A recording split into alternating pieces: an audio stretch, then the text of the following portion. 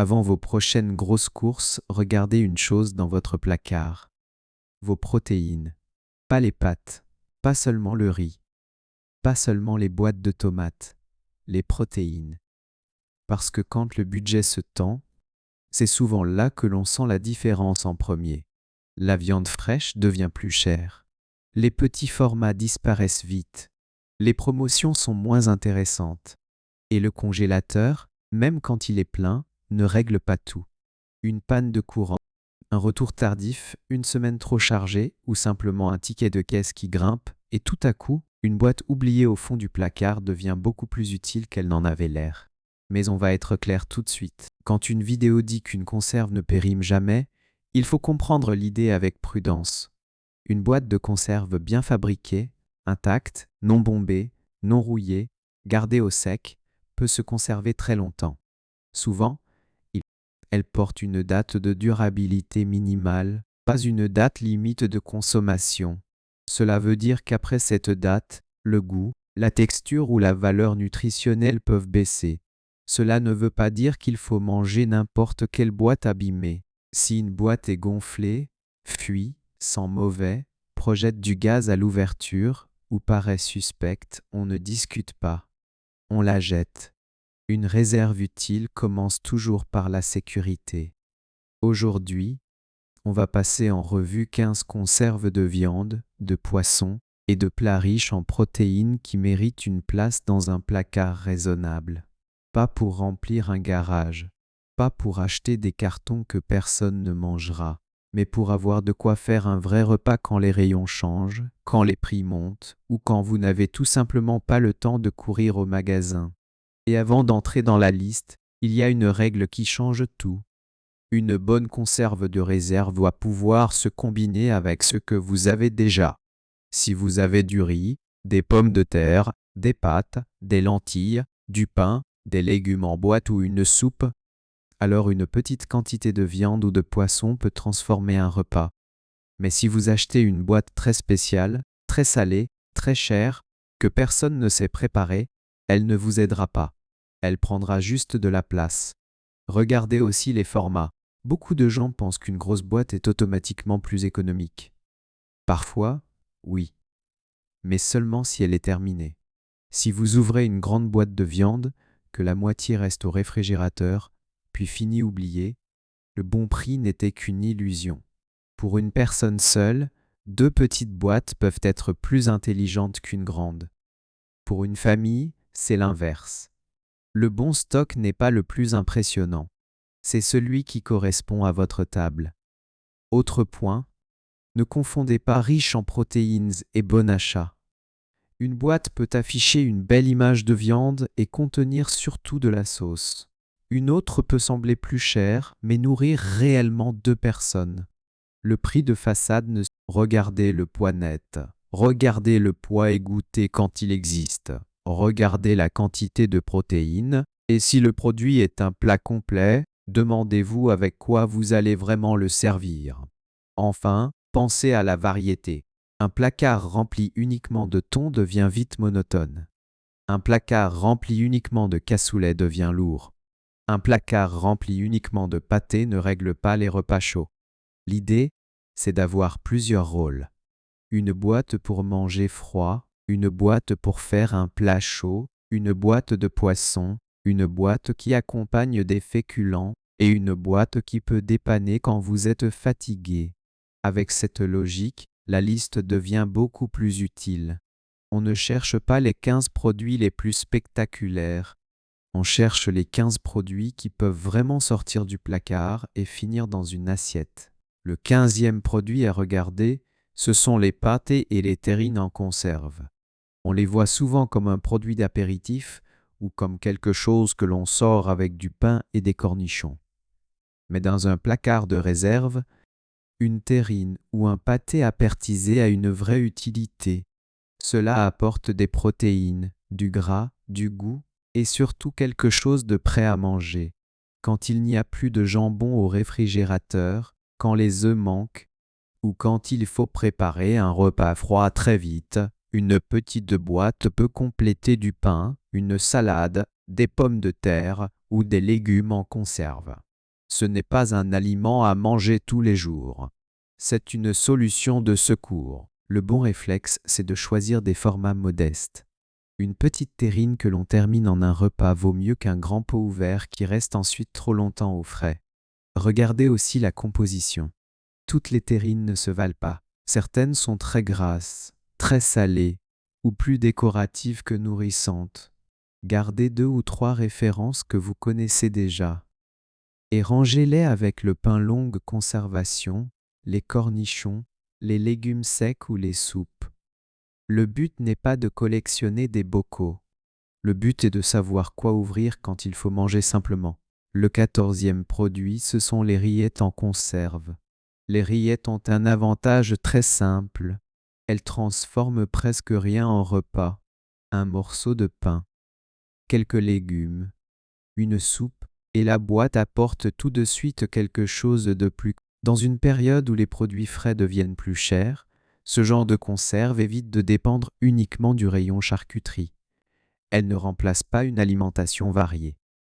Elle donne une option rapide, stable, facile à stocker et généralement bien acceptée par ceux qui aiment ce type de goût. Le piège, c'est d'en acheter trop parce qu'une promotion paraît intéressante. Les rillettes sont riches. Elles peuvent lasser vite. Et tout le monde à la maison n'en mange pas forcément. Donc stockez petit. 1 ou 2 boîtes d'avance suffisent au début. Notez la date au marqueur si elle est difficile à lire. Mettez les plus anciennes devant. Et quand vous en ouvrez une, accompagnez-la avec quelque chose de simple. Soupe, salade, pommes de terre, légumes marinés. Une réserve intelligente, ce n'est pas un rayon entier. C'est une réponse claire à une vraie situation. Le 13e produit, c'est le jambon en boîte ou le jambonneau apertisé. Ce n'est pas forcément le produit le plus moderne. Il a même un côté ancien, presque de placard de grands-parents. Mais justement, s'il a traversé les années, ce n'est pas par hasard. Une boîte de jambon ou de jambonneau peut aider quand il faut une protéine prête, sans cuisson compliquée. Elle peut aller avec des pommes de terre, des haricots verts, du riz, des lentilles, une salade composée ou simplement du pain. Elle peut aussi dépanner pour un repas froid quand le réfrigérateur est vide. Pourquoi en avoir 1 ou 2? Parce que la charcuterie fraîche se conserve peu de temps, parce que les prix au rayon frais bougent vite, et parce qu'un produit stable donne de la marge quand la semaine ne se passe pas comme prévu. Regardez tout de même le sel, regardez le poids réel, et évitez les formats gigantesques si vous n'avez pas une famille qui les termine rapidement. Après ouverture, ce n'est plus une conserve magique. C'est un aliment ouvert, à garder au réfrigérateur et à consommer rapidement. Le 12e produit, ce sont les saucisses en conserve. On parle ici des saucisses type cocktail, Francfort ou petites saucisses en boîte que l'on peut réchauffer vite. Ce n'est pas de la grande cuisine. Mais dans une logique de placard, elles ont une fonction très claire. Ajouter une protéine à un plat pauvre, avec des lentilles, avec du riz, avec une purée, dans une soupe, ou même dans une salade de pommes de terre. Une petite boîte peut rendre un repas plus complet sans demander de viande fraîche. Ce produit mérite d'être choisi avec prudence. Certaines boîtes sont très salées, d'autres contiennent surtout de l'eau et des additifs. Avant d'en stocker plusieurs, testez une marque un soir normal. Si le goût ne passe pas quand tout va bien, il ne passera pas mieux quand le placard sera presque vide. Gardez-les plutôt comme ingrédients, pas comme plat principal. Une boîte, un féculent, un légume, et vous avez quelque chose qui tient mieux au corps. C'est exactement le rôle d'une bonne réserve. Compléter, pas remplacer toute la cuisine. Le 11e produit à surveiller, c'est le poulet en conserve. Beaucoup de gens n'y pensent pas. Ils achètent du poulet frais, du poulet rôti ou des blancs au rayon frais. Mais une boîte de poulet cuit peut rendre service dans beaucoup de situations. On peut l'ajouter dans une salade composée, un riz, des pâtes, une soupe, une garniture de sandwich, une poêlée rapide ou une sauce. Le goût n'est pas exactement celui d'un poulet rôti. Mais l'intérêt est ailleurs. C'est prêt, stable et utilisable sans longue préparation. Quand les prix de la volaille montent ou quand les petits formats deviennent moins intéressants, une réserve limitée peut éviter les achats de panique. Là encore, il ne faut pas en faire une montagne. 2 ou 3 boîtes que vous savez utiliser valent mieux qu'un carton entier qui ne correspond pas à votre cuisine. Regardez si le produit est nature, en sauce ou déjà assaisonné. Regardez aussi le poids et goûter. Et pensez à l'association avant d'acheter. Si vous avez déjà du riz, des pâtes, des légumes en conserve et une sauce tomate, le poulet en boîte devient beaucoup plus facile à faire tourner. Le 10e produit, c'est le corned beef ou le bœuf en conserve. Celui-ci divise. Certaines personnes adorent, d'autres le trouvent trop salé, trop gras ou trop particulier. Et c'est exactement pour ça qu'il faut le tester avant d'en faire une réserve. Le corned beef a pourtant une force. C'est une viande compacte, déjà cuite, très longue conservation, facile à utiliser en petite quantité. On peut le mélanger avec des pommes de terre, des oignons, du riz, des œufs ou des légumes. Il peut aussi servir dans un sandwich chaud ou une poêlée de placard. Son intérêt en période tendue, c'est qu'il apporte une saveur de viande quand la viande fraîche est chère ou absente. Mais il ne faut pas oublier ses limites. Il est souvent salé. Il peut être riche. Et son goût est marqué. La bonne stratégie, c'est une boîte d'essai. Pas 10.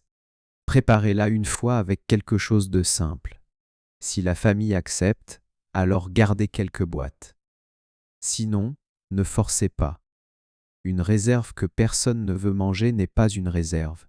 C'est juste de l'argent immobilisé. Le 9e produit, ce sont les plats de bœuf cuisinés en conserve.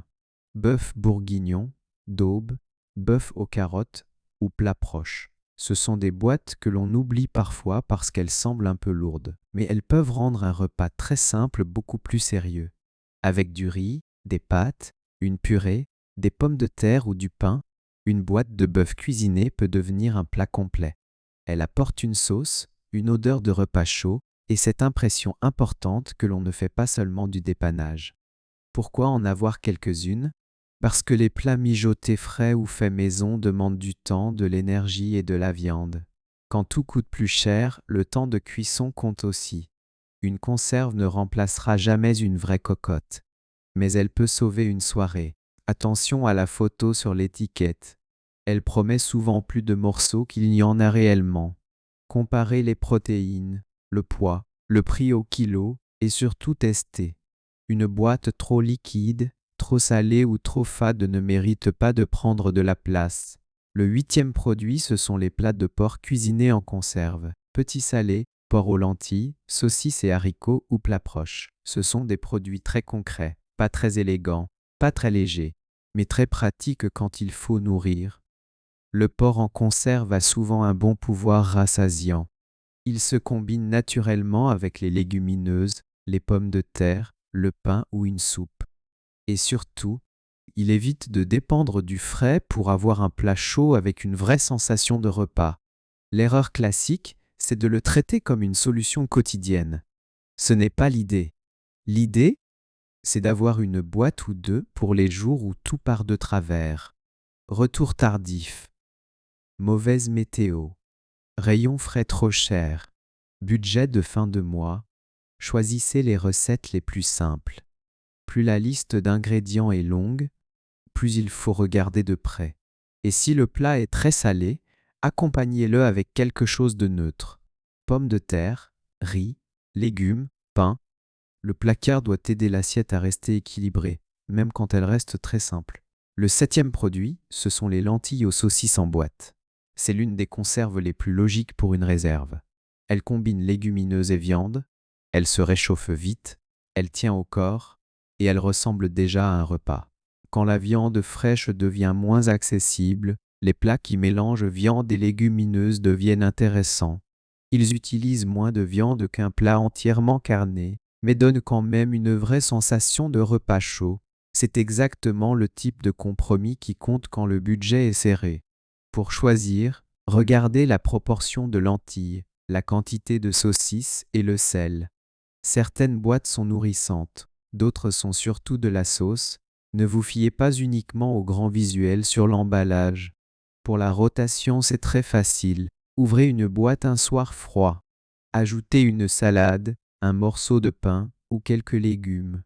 Remplacez-la ensuite lors des courses suivantes. Une conserve utile doit sortir du placard régulièrement. Sinon, elle finit par devenir invisible. Le sixième produit, c'est le cassoulet en boîte. Le cassoulet est un cas particulier. Il est lourd, oui. Il est parfois trop salé, oui. Mais comme conserve de réserve, il a une qualité que beaucoup de produits n'ont pas. Il nourrit vraiment. Haricots pour sauce, morceaux de viande, parfois saucisses ou confits selon les recettes. Une boîte peut couvrir un repas entier ou presque. Et quand il fait froid, quand on rentre tard ou quand les courses ont été repoussées, ce genre de plat a une utilité très concrète. Mais il faut être sélectif.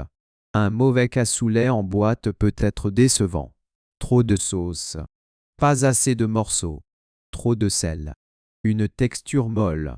Avant d'en garder plusieurs, essayez une référence. Pas pendant une crise. Un jour normal. Si elle vous convient, gardez quelques boîtes, pas une pile absurde. Le cassoulet prend de la place et ne convient pas à tous les repas. Il est parfait comme sécurité ponctuelle, pas comme base unique de placard. Le cinquième produit, ce sont les raviolis à la viande. On peut sourire, mais beaucoup de placards ont déjà été sauvés par une boîte de raviolis.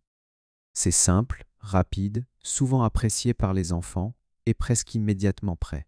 Ce n'est pas le produit le plus noble de la liste, mais il combine féculents, sauce et un peu de viande. Dans une semaine compliquée, cela compte. Une boîte peut éviter un repas sauté, une commande trop chère ou une sortie au supermarché juste parce que rien ne semble prêt. Le point faible, c'est la qualité nutritionnelle. Selon les marques, il peut y avoir beaucoup de sauce, beaucoup de sel et peu de viande. Donc le choix doit être réaliste. On n'en stocke pas parce que c'est parfait. On en garde parce que c'est utile quand il faut aller vite. Prenez des formats adaptés. Une personne seule n'a pas besoin d'une énorme boîte. Une famille peut préférer 2 boîtes moyennes plutôt qu'un format impossible à terminer.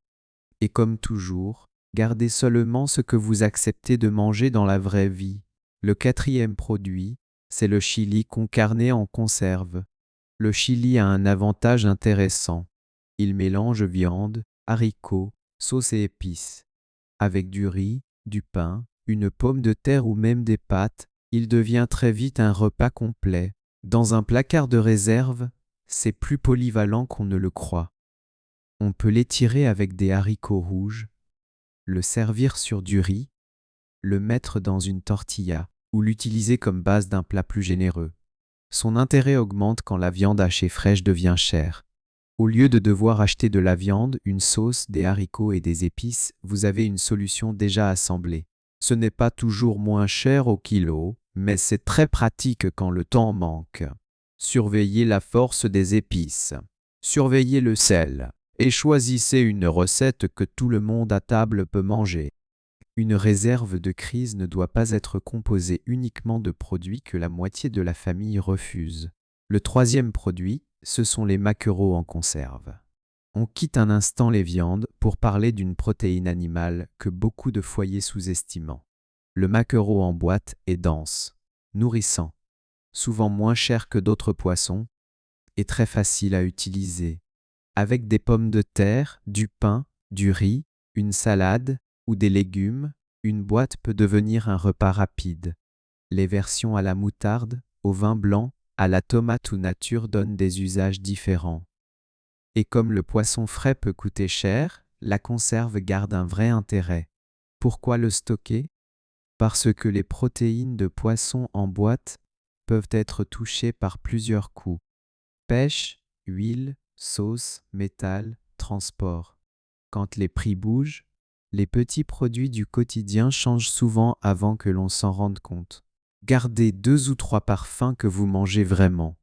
Ne faites pas un musée de sauces étranges. Et pensez à vérifier l'état des boîtes. Le poisson en conserve est pratique, mais il mérite autant de sérieux que les autres produits. Le deuxième produit, ce sont les sardines en conserve. Les sardines sont presque le symbole du placard utile. Petite boîte. Longue conservation. protéines. Matières grasses. Repas possible sans cuisson. Une boîte de sardines, du pain, un peu de citron, quelques pommes de terre, une salade ou même du riz, et vous avez quelque chose de concret. Ce n'est pas forcément élégant, mais c'est efficace. Les sardines ont aussi un avantage de place. Elles se rangent facilement, elles coûtent souvent moins cher que d'autres protéines. Et elles permettent de varier un placard qui serait autrement rempli de plats lourds. Mais là encore, ne confondez pas longue conservation et oubli total. Faites tourner les boîtes. Notez les dates si nécessaire. Mangez les plus anciennes. Remplacez ensuite. Et si une boîte est abîmée, bombée ou rouillée, elle ne mérite pas votre confiance. Le premier produit à surveiller, c'est le thon en conserve. Si vous ne deviez vérifier qu'une seule protéine en boîte cette semaine, ce serait probablement celle-là. Le thon est partout. Dans les salades, dans les pâtes, dans les sandwichs. Avec du riz, avec des œufs, avec des tomates, avec presque tout. Justement parce qu'il est partout, on ne voit plus toujours son prix. On prend le lot habituel. On regarde à peine le ticket. Et un jour, on se rend compte que la boîte est plus petite, que le poids égoutté a changé ou que la promotion n'est plus vraiment une promotion. Le thon mérite une place dans une réserve, mais il mérite aussi d'être acheté intelligemment. Comparez le poids égoutté, comparez le prix au kilo. Regardez si vous préférez le naturel, l'huile, les miettes, les morceaux. Un lot bon marché qui finit sec, fade et refusé par tout le monde n'est pas une économie. Gardez une petite rotation, pas une pyramide. Quelques boîtes pour les repas rapides, les anciennes devant, les nouvelles derrière. Et une règle simple. Chaque boîte qui entre doit pouvoir sortir dans un vrai repas. Si vous retenez une seule chose de cette liste, retenez ceci. Une conserve de viande ou de poisson n'est utile que si elle est sûre, mangeable et intégrée à votre cuisine. Le meilleur placard n'est pas celui qui impressionne sur une photo, c'est celui qui vous évite de paniquer un jeudi soir. C'est celui qui transforme du riz, des pommes de terre, du pain ou une soupe en vrai repas. C'est celui qui vous laisse du choix quand les prix changent. Et lisez-en preste, ne courez pas acheter les 15 produits aujourd'hui. Commencez par 3. Une boîte de poisson que vous mangez vraiment, un plat complet qui peut sauver une soirée, une conserve de viande simple qui va avec vos féculents habituels. Ensuite, faites tourner, vérifiez les dates, vérifiez l'état des boîtes. Rangez au sec, à l'abri de la chaleur, et ne gardez jamais une conserve suspecte. Préparer son placard, ce n'est pas vivre dans la peur. C'est éviter de dépendre du pire moment pour faire les courses. Et parfois, cette petite avance suffit à rendre une semaine